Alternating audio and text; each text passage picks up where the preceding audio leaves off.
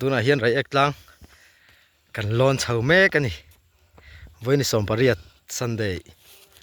อันนี้หาทาครบไหมมอยนี่บอกรอกหาดำส่งไม้นี่ส่งปริยัติได้มาไงสร้างที่ไหนสมหิวแล้วปังเอาปฏิญาณนี่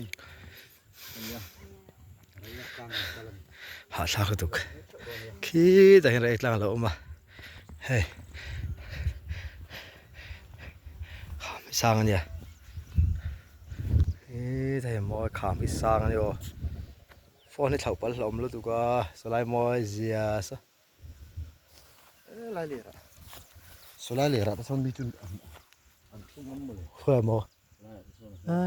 ใส่ไปจุดหลังที่เขาเวทมอ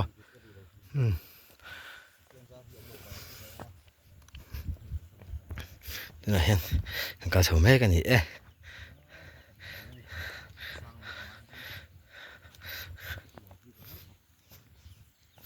สร้างเหล่าตัวจุมอสร้างอินเหล่าเลยเนี่ยมั่งไอ้ตากันเหล่าบางเรา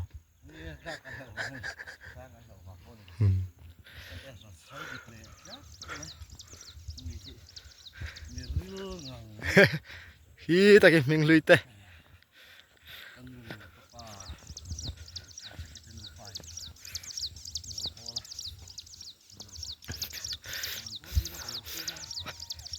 คำปังกันเซ็งเจ็บไปแต่สไอโซละลังอุดไหมไอโซละลุงเลยทักผมไม่ได้ไม่ปอยเงี้ยไหมคำปังกันดีกัน